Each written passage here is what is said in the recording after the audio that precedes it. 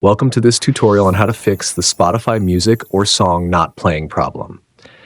If you're experiencing issues with Spotify, don't worry, we're here to guide you step by step.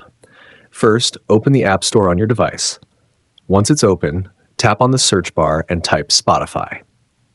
Check if there's an update available for the app. If an update is available, make sure to install it as this may resolve the issue.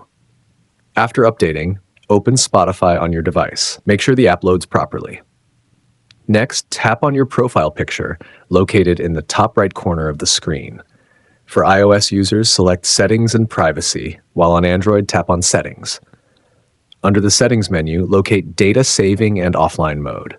Here, you'll find an option to clear the cache. Tap on Clear Cache to remove any temporary files that might be causing the problem. This step often resolves playback issues. If the problem persists even after clearing the cache, you may need to uninstall the Spotify app. Tap and hold the app, then select Remove App and followed by Delete App. Then, go back to the App Store, reinstall Spotify, and log into your account.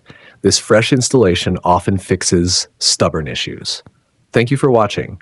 If this tutorial helped you, please subscribe to our channel for more helpful guides.